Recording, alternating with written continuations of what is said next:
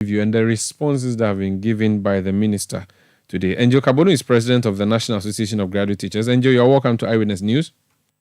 Yeah, thank you, Nomaro. How are you? I'm fine, thank you. Is it the case that there really isn't the need for a review? Perhaps no document has been presented to the government through the Minister of Education that convinces them that the policy is ailing and needs some review.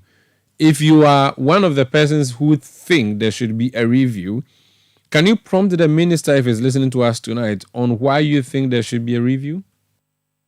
Well, my union is already called for a review of the pre-senior high school program. And we did this call ere long, and we gave reasons why there is a need for a review. In fact, let us also align ourselves or attune ourselves to the popular saying that an unexamined life is not worth living. Everything you do, every project that you engage yourself in, you need to subject yourself to periodic review so as to identify challenges and sharpen the blunt edges for your own good.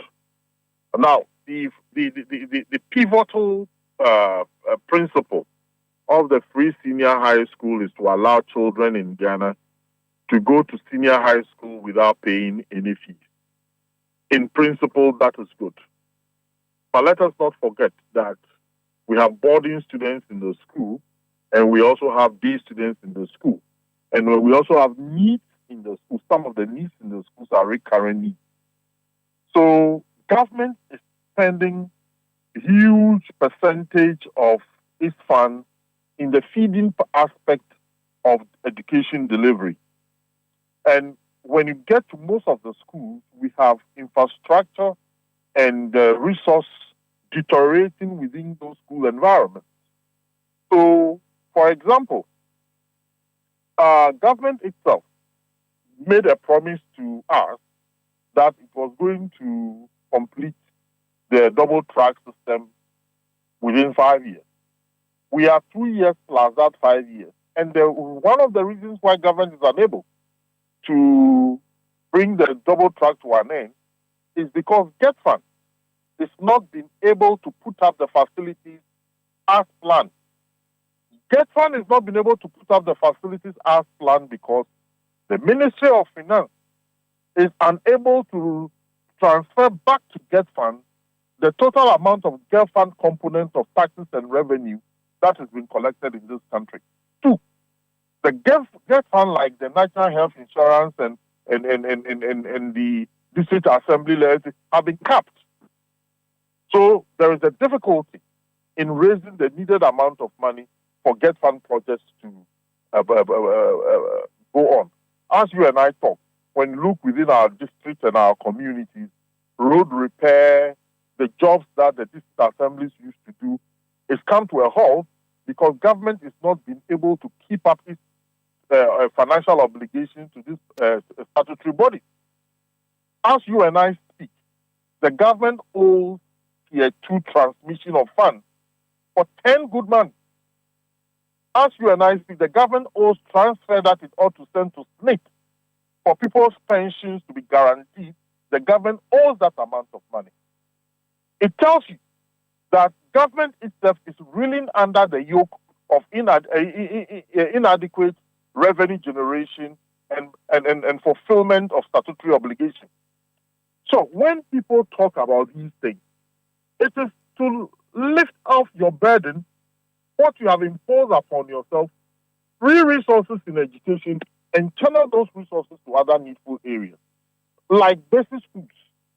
That capitation grant, how much is capitation grant, and what is the capitation grant able to do? So when we talk about review, we are looking at a situation where stakeholders, look, education is not owned by teachers.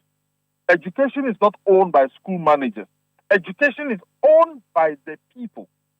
So you bring stakeholders to a forum for them to discuss issues of education and come up with an education policy that will inure to the benefit of all.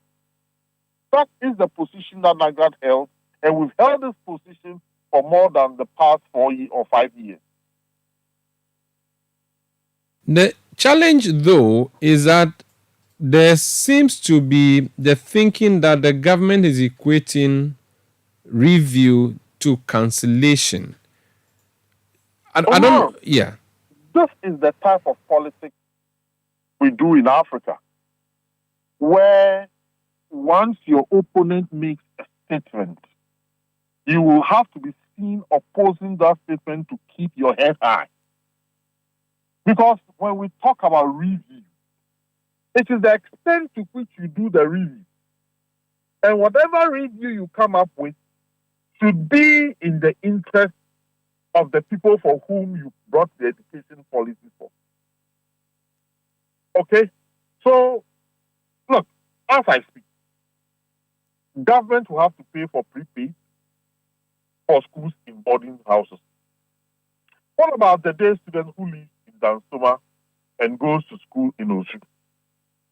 What about his electricity bill, his water bill, his breakfast and supper, the boarding facilities that you pay for Mr. A? Why is Mr. D not receiving? Right. So we have a difficulty in equating, because then we go back to the dictionary. Review is an English word. So we look at the meaning of review and set for ourselves the standards and the confines of the review we want to implement. Should the review focus on the infrastructure aspect of free senior high school? Because if that's the case, then it has nothing really to do with free SHS. It's a problem with our senior high school system. Or the review is supposed to focus on the academic side of things, where we look at how students are fared over the period. In that case, we would say that over the last 10 years or 20 years, students have done better in the WASI under the free senior high school policy. What should we use as a touchstone for measuring how free SHS has fared, for which reason we make a call for a review? Let me agitate your mind with this question, and it's a rhetorical question. Assuming today every student is paying fees at senior high school, will there be some surplus money lying down that government will not find need for? If the answer is no, what it means is that the funding of free senior high school is shortchanging something somewhere that is really that is crying for resources. Okay?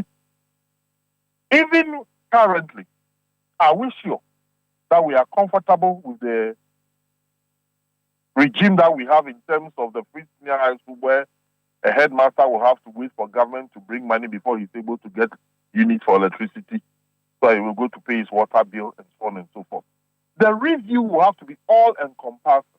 Anything that will aid the congenial atmosphere to ensure teaching and learning goes on ought to be looked at. Infrastructure is absolutely very, very important. Educational teaching and learning materials is important. If we are running a boarding house system vis-a-vis a day system, which of course I know is very helpful to a lot of people, because a lot of households are not conducive in this country to engineer teaching and learning atmosphere for children. So the boarding school is an escape route for a lot of people to be able to make it academically. But there is a price to be paid for that. So we look at all the ramifications of education and come up with an educational policy that will not put burden. And then please, let nobody own government in this country. Government is not the preserve of any group of people. Government is for everybody in this country. So when we talk, nobody can say that, well, I am the government, I say this, and then why are you opposing it? Government does not belong to anybody. Government belongs to the people of this country. So we need to listen to all people in this country and come up with an educational policy that is all-encompassing, that can enhance the well-without of our country. Very well. Let's leave it here. Thank you so much for speaking to us. Thank you. That's Angel Carbonu. He's president of the National Association of Graduate Teachers.